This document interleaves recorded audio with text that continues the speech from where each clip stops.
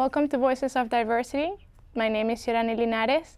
Today we'll be telling you about the experiences of graduate students in their first 2 years here at Berkeley. Today at my right we have Eddie from the MSc department, which is Material Science and Engineering. We have Kenna from the ICS, which is Electrical Engineering and Computer Science department.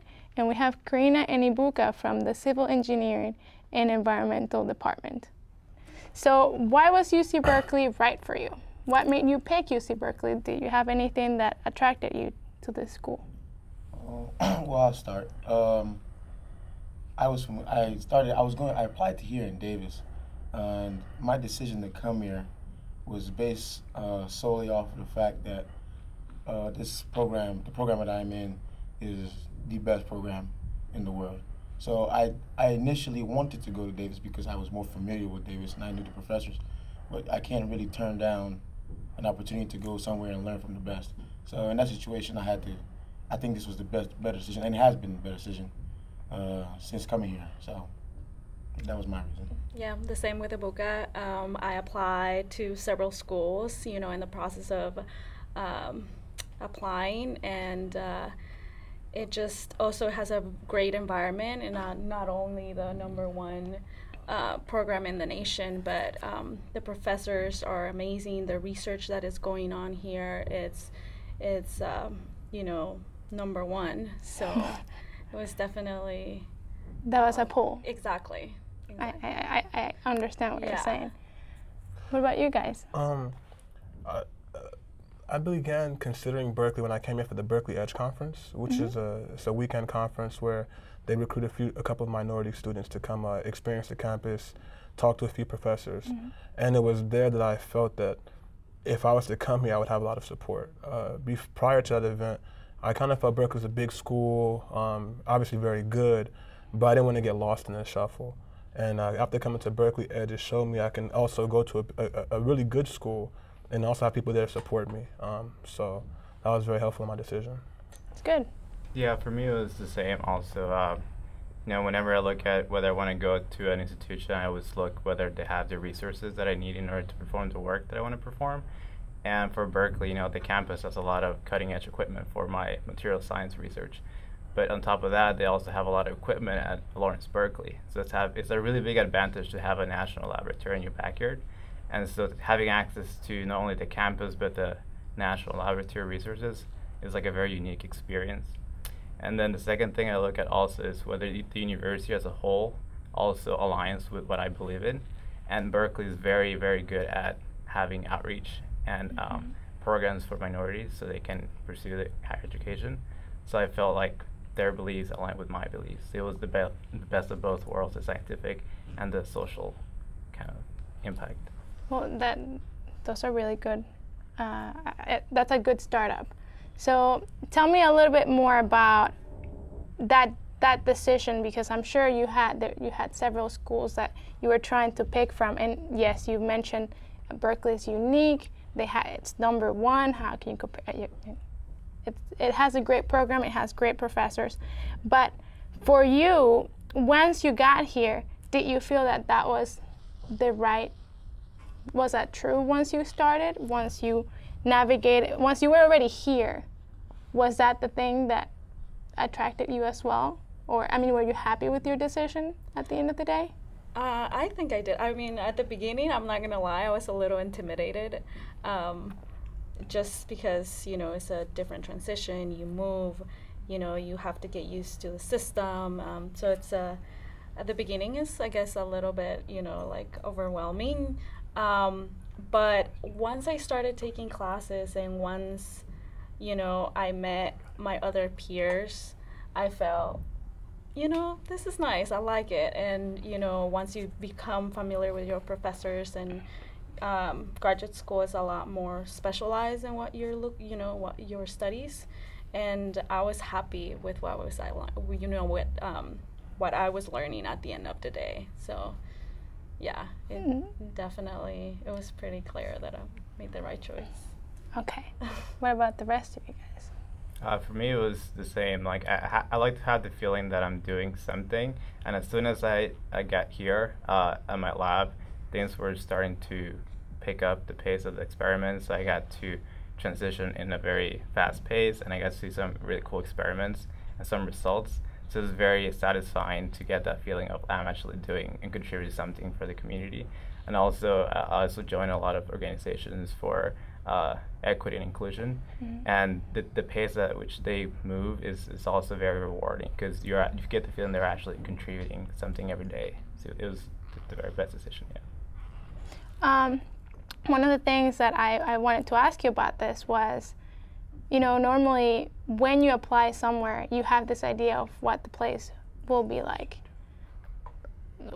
It was exactly, once you started, it was exactly what you had thought, or was there anything that maybe you didn't get once you started? To be honest, I don't think I really had any kind of idea of how it would be. I just kind of came on a leap of faith that it felt like the right place for me. And in terms of how it's going to play out over the course of a year, it's always difficult. I guess to kind of predict that. And I think in the beginning, that was something that was hard for me. I had a really great experience in my undergraduate institution. And for me, it was always like I was comparing things. Okay, how was it here versus how was it there? And also being an undergrad versus a graduate student. But after I started to come to terms with, okay, I'm in the new place, you know, there's benefits to being in this new place. What are they? Seeking out even help from other students and getting to know the professors better.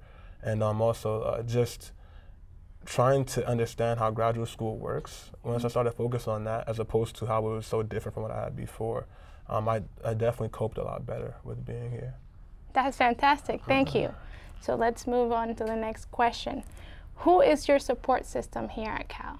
Can you tell me a little bit about those programs that help you feel at home? Because for some of us, and for you as well, probably your home is not necessarily here at Berkeley. You have, I mean, you went to a different undergraduate school, so transitioning here to Berkeley must have not been easy, especially going through your graduate school experience here at Berkeley. You probably need some kind of support system. Where have you found that support? I would say for me, I was fortunate. Being at Davis, Davis is not that far away from Berkeley. So essentially it was like I was only essentially moving down the street. It was a new place, and I do have friends around here. So that was helpful. On top of that, me and Kenny are cousins. So us being here together is pretty fortunate. Like, grad school is not easy. Having somebody to talk to makes it a lot better. So I can say I was fortunate, and I'm sure you would attest that I was fortunate that we lived together. On top of that, we have other people that we know around campus. So we have other people you can talk to, and then your faculty also is also a pretty good support system. Because in grad school, it's not really the same as undergrad. So in grad school, your faculty is kind of like your family. So you have other people to talk with, and your cohorts. So it's not as bad. Yeah, I agree that the faculty and your cohort is a big support system once you get into grad school. When you say your cohort, you mean like your group, right? So like you have a PI, and then that's your advisor, and then within that advisor you have a group. Or even your classmates. You know, you come with a number of other students, and you seem to be taking the same classes, and you see a lot of each other, and it's definitely, so they become your support system. They become, the people who you're like, oh, I don't get this, and, me neither. But, so it's a big help. And your faculty is more accessible. So I definitely seen that difference between undergrad and grad school, that I'm looking, I'm reaching out more, and they're more accessible. Yeah, I'm like to piggyback off what they said. Obviously, having family here is very helpful.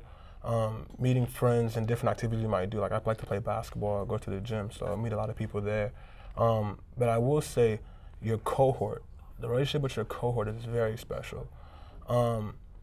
Because the reality on the ground is you spend a lot of time within your department. Like, when you go to graduate school, you're a member of Cal, but you're more so a member of your specific department, whether it be environmental engineering, electrical engineering, so on and so forth. And your cohort, being that they came in together, you guys are kind of figuring things out together. Exactly. So for me, like over this last summer, I was getting ready for my prelim exam, and I spent almost every day, towards the end, about the last month, I spent almost every day with members of my cohort just studying for that exam. And it was really great. You know, I felt I got to know them on a different level, and we were all able to pass the exam. So it really worked out well for us, just spending that time together. Good.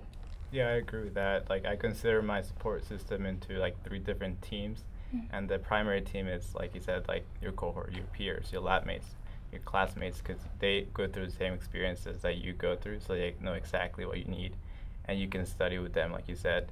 And then the secondary team will be like my advisor and the coordinators of the programs that know me well, because they're always pulling for you. They tell you what you need to do, and they are very understanding. And then the third team, I guess, is the other professors and the other people that I know from other departments. And they're also very useful because they give you more of an impartial view of what you need to do, and they give you an opinion of what's best for you as well. And just being like also a part of this program, Nerds, you know, they also, you know, put workshops together, and I feel like I can go to them and say, oh, you know, I have a problem, what do you feel? Or I'm taking this path, what do you feel? So they also help you a lot. It's not, you know. Nerds is actually a good support system because they help us out a lot. But your department, like for me and Karina, I know in our department we have our graduate advisor, which is Shelly. Exactly. And she pretty much is like the mother of the whole department. Like, she will give us stuff. She sends emails on a regular. Whenever you have problems, you go see Shelly. Like Kenny said, your immediate department is like, you're a member of Cal, but your immediate department is your family. So they throw a lot of stuff. We have like a beer hour. We have other functions that we go to. Like your professors, last year our professors took us out to pizza every so often. So it's a lot of support, especially here at Berkeley. I don't know about many other campuses, but here at Berkeley, there's a lot of support you can get from all over the place. So it's not like you're about your own. Well, also, I mean, I am not done with my graduate school either, but I know there are other programs that are also geared to graduate students that give a lot of support. I believe there's LAXes that are for engineers. Yeah. Have you guys heard about it? Yeah. They're a great program as well. And then, I mean, Nerds for Us has also given us a lot of workshops, and as you mentioned, a lot of input. They do a lot of, professional development and things like that. So I think those are some great resources. Have you guys had any experiences? Yeah, there's org BGIS, which is similar to LAXIS, Black Graduate Engineers and Science Students. There's a group called the Berkeley Science Network, which is kind of does a similar thing, kind of just gets students together that are in STEM and tries to provide resources for them to succeed. They also have people come talk. They've had a few workshops over the summer that I went to. So compared to other schools, would you say that Berkeley has a comprehensive support system for students that come here? Definitely. You also have the graduate women engineering.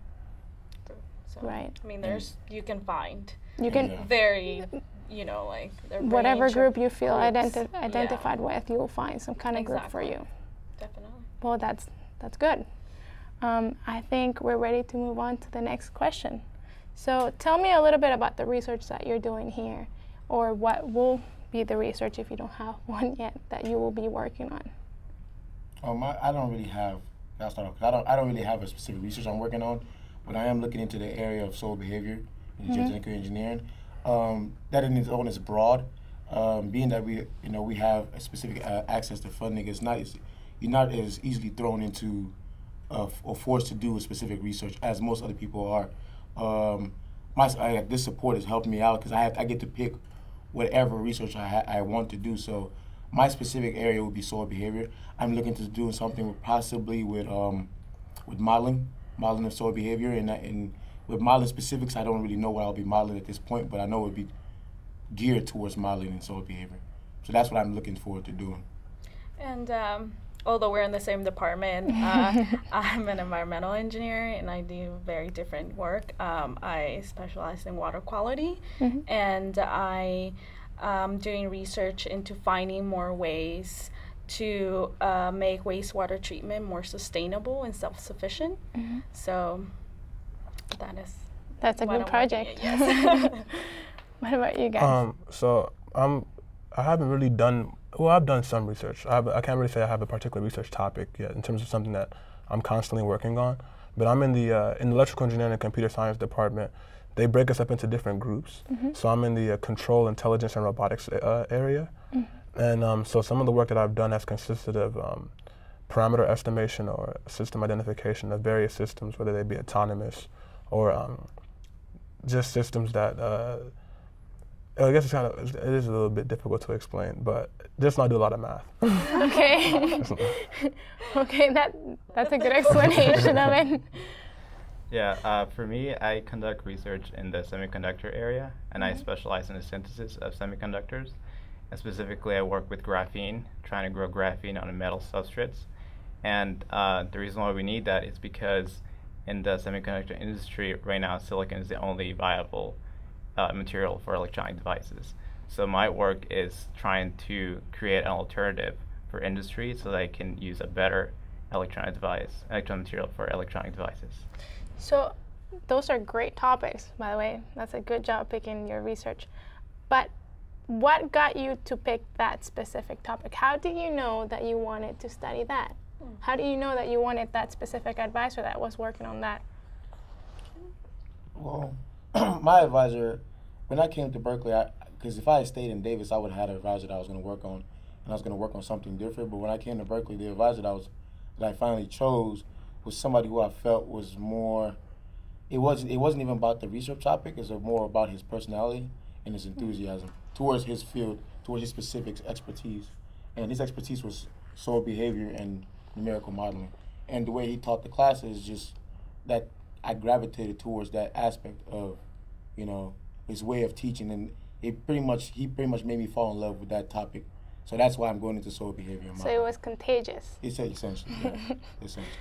Well, I feel like even when you start applying, you look at the professors and you're looking at the research interest that you have. So I feel like it goes way back, even before you get here. You have to find a match, and even if you don't come with a specific advisor, I found myself liking a lot of the research that was going on and a lot of professors. So at the beginning I had like the option of, almost like shopping to see, but I ended up with an advisor. I mean, I'm very interested in water quality, and I'm originally from Guatemala, so I know how, wastewater treatment is very important. So, you gotta, kind of follow your heart and your interests, and you'll find amazing professors here that, that do that type of work. That's good. I think for me, I've always enjoyed mathematics, and especially in undergrad, one of the aspects that I really enjoyed was how if you understood the math behind particular physical systems, like let's say electrical circuits or chemical reactions, I feel like you had an advantage over people who didn't understand the math as well. You can start seeing things that might not necessarily be apparent to you from the beginning. So when I chose the area that I'm in now, the controls, intelligence, and robotics, it was primarily because I felt it was general, in the sense that you could take a system, whether it be a biological system or a robot, and put it into this mathematical framework, and then be able to now analyze it and do stuff with the system. And as far as why I chose my advisor, her research is along that area. She looks at, she does some stuff in systems biology. She looks at safety and control systems, and also looks at systems that involve autonomous systems and humans. But why I chose her specifically is because our relationship was really good. I really felt she could advise me more so than a particular research topic. Just how do you get through graduate school? Do you have the time to listen to me when I have problems and just help me get through?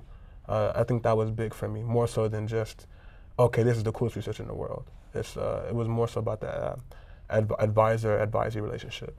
And, so you would say that you had a big pool to choose from, so that you could determine which was the best advisor for you? I think it was, I happened to meet this advisor. Her name's Claire Tomlin, by the way. I met her at the Berkeley Edge conference, and from there the relationship was really good. So at least when I got here, I said I'm going to start here, and if I want to change, then I'll change later. But this is a good place to start. That's good. Yeah, for me it was kind of a process of elimination, and the process to make sure that everything that you choose is going to make you happy. So for example, my project has the intersection between what I like, which is semiconductor physics, and then what society needs, which is like electronic materials, and also a project that has a very promising future, which is synthesis, which is always needed for all sides of industry. So me and my advisor sat down and kind of went through all these topics, and we narrowed down to that project that satisfied all those 3 criteria. So that's how I picked in the project.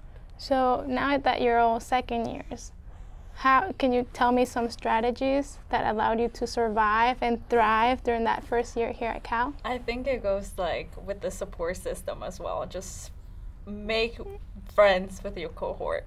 You know, even like if you were, I remember as my undergrad, I kind of did things on my own. I had, you know, a way of doing things on my own. And here I found it that the collaboration gets you far. You know, just make good friends, and you know, when you're taking classes, you study together. You know, so I would say that's a big one for me. That helped me a lot for the first year. You know, just make friends with my cohort and study together. Make, you know, like study, you know, nights and things like that. And I guess also know your resources. Take the time to look outside and take the time to see what resources there are. I agree. Well, yeah, the aspect of, I think graduate school, the first thing you learn from graduate school is you can't do anything by yourself.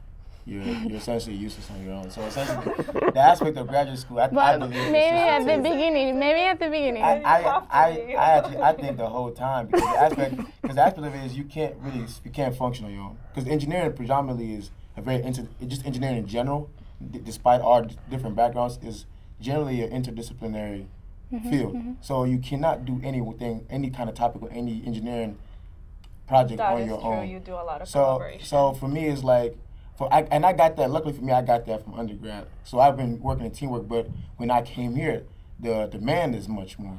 So then your network has to be just as bigger. So it was like when I first got here, I just had to, you know, on top of having family here, you know, you have the people that you spend the most time with. So you pretty much, those are your, I would say, quote unquote, your road dogs. You can't do anything without these guys, and they can't do anything without you. So that's the only way I feel like you can get through, not just your first year or second year, I think every year of grad school. And even when you start doing research, I talk to other like older Ph.D. students, and they don't really do stuff on their own. Like they have their advisor. Sometimes your advisor's not going to always be there. You can have other advisors, and you have other students that can help you out. So that's essentially how it goes. I believe it's just a whole massive teamwork. I think the people who you look for help, or it changes throughout the years. It does. I think that's where our point is. Like your first year, you're doing classes, you're taking a lot of classes, you're trying to get through the comp test, you know, like trying to get your master's, which is a lot of class-intensive work.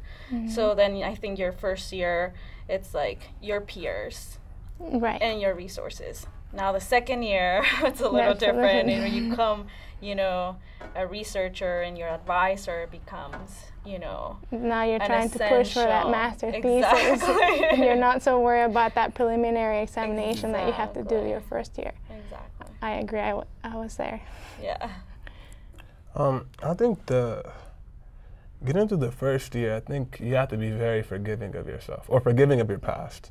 And what I mean by that is, at least for me, I mean, I never expected to be like the greatest graduate student I got here, in terms of like, if you would rank all the graduate students. I knew the people would be better than me, smarter than me. And the thing is, when you come across these people, you start feeling like, oh, I can't do this, or I can't do that, or I can't do this. And then the reality on the ground is maybe you weren't exposed, or you never thought to do these things before, and they did. So you can't be so, I guess, caught up in like what you can't do, but look at it as opportunity of things that you should definitely learn in your time here. Or else it can be, it could be a very self-defeating mindset. You get things like imposter syndrome because you feel like you don't know how to do these things yet. But then to remember that you are here, and the reason you're here is more so about potential than necessarily about what you are actually doing. And they believe that you can become something, you know, somebody great. And to believe more in that than opposed to, okay, I can't do this right now, and get down on yourself. I think that was very, very big for me in my first year, to kind of really make that distinction very early on. And I still struggle with it, but to try to stay on the positive.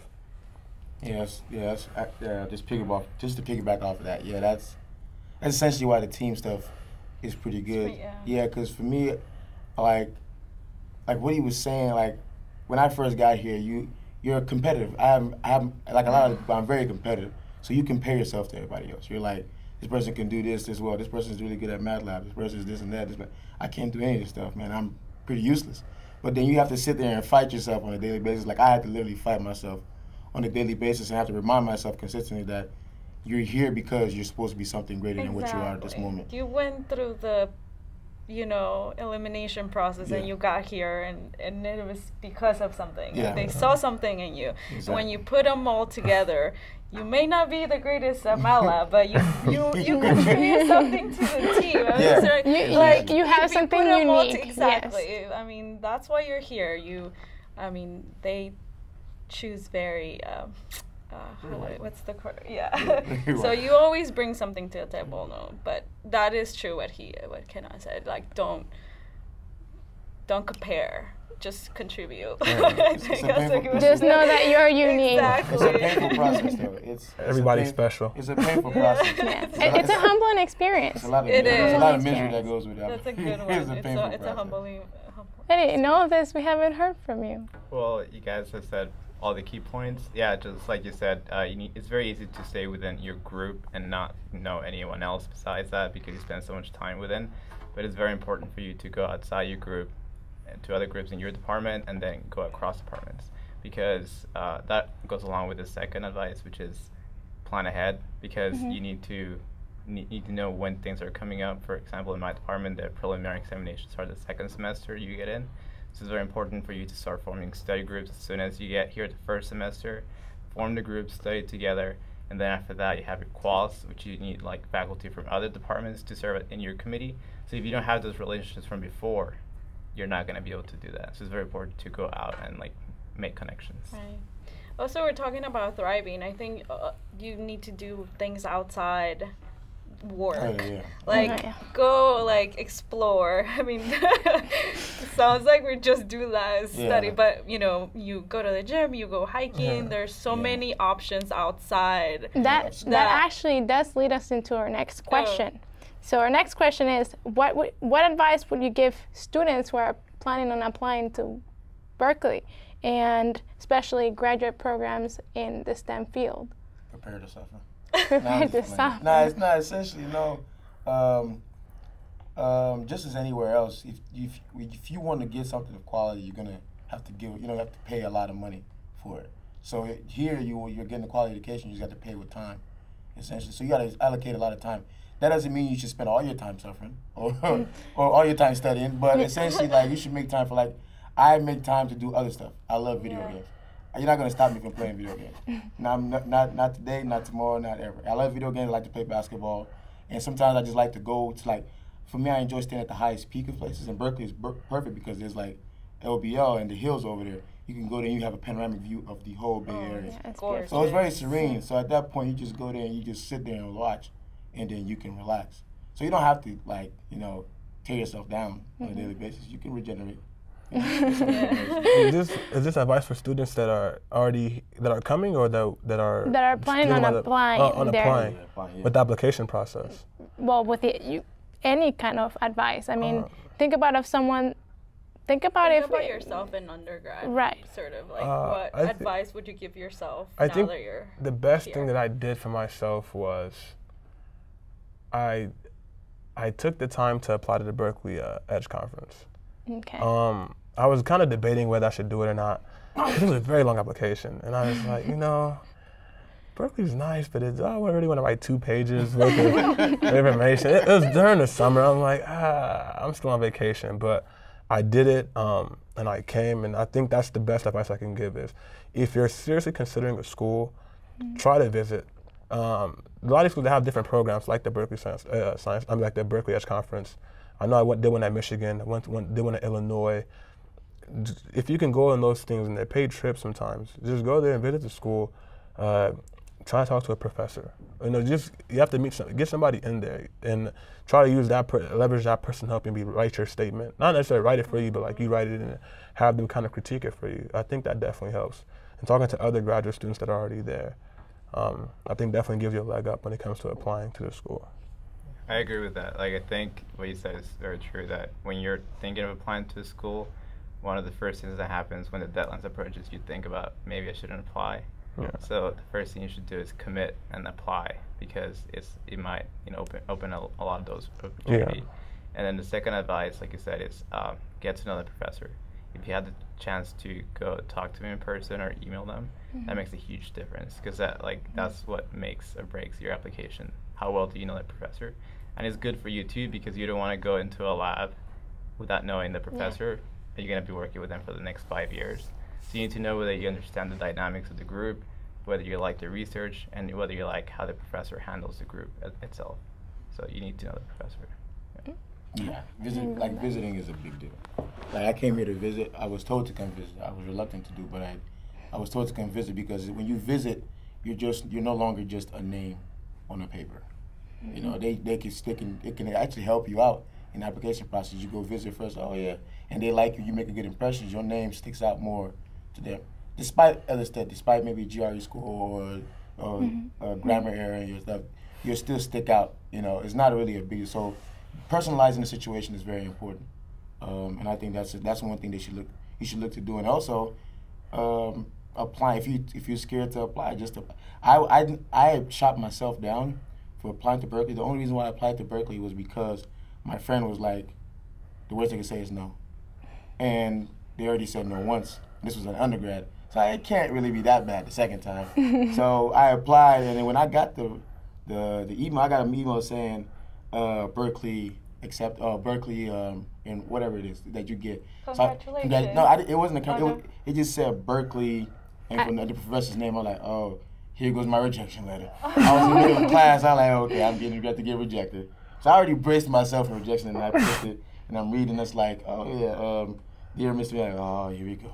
And it's like, congratulations. I'm like, wait a minute, what you mean? And I went back again, and I showed my friend, I was like, what does this mean? He's like, oh, you got in. I'm like, oh, and then you lose your mind, and it's pretty funny, but you know, so I just apply. It doesn't really matter. You know? And not only that, but I feel like visiting, you get a sense of the environment that you will be in, which is important, especially if you're here for a long, a long time. For me, it was like, do I see myself living here, or do I see myself being completely miserable? And I don't like the cold. I don't, I'm sorry, but those are things that you. Well, especially if you have a family like Eddie and I. You have to consider, will my family like this environment? What are some of the resources that I need for? Exactly. If I plan on having a child at some point, if I plan on getting married at some point, will my spouse, my family, my significant other feel happy here? So finding those resources are key. And Berkeley doesn't snow at Berkeley. It's not there's no blizzard. So we're good. It's lots of sunshine. And the Bay Area is nice too. Yeah. It's San Francisco, Oakland. It's good. You get a lot of different experiences by being here, I would say. And then it's pretty close by, good public transit. So. Another advice I would give, for students, I guess, if they're beginning their undergrad or just early start, just get involved in your own school while you're now. That is very key. Yeah. I think for me, for my application, it was key what I did. Where do you get involved in clubs? I got involved in clubs. I got involved in research. Just reach out, not only outside, but also in, because you need very good letters of recommendation. Yeah, you do. So you need people to know your work and, to know who you are. Yeah, it's one thing. It's good to stick out. Like, I know for a fact that, because I asked my professors when I first got here, what made me stick out, essentially. Because I didn't have the greatest GPA. So they told me essentially it was your body of work. And I would ask them, what do you mean? It was essentially because despite the fact that school was, my upper division was pretty good, my lower division wasn't as good, but it wasn't like I was the greatest student. It was the stuff that I did on the side. Like, I was part of NSBE. I was part of camp. I was part of, I would help CalNerds. I would help all these different organizations, and I would do outreach. I would put myself out there to where I'm not doing things to benefit myself, but to benefit others. And that mind frame is what they want in a graduate student. And I think we've all done that, so you see a trend of... Yeah, so you have to see the bigger picture, which is not yourself, but the overlying community. And that's what your body of work shows. Right. Well, thank you guys. That was some great advice, and those were some great experiences. If you have any questions, please, you can email us, or you can find us in the website at calnerds.berkeley.edu. Have a great day.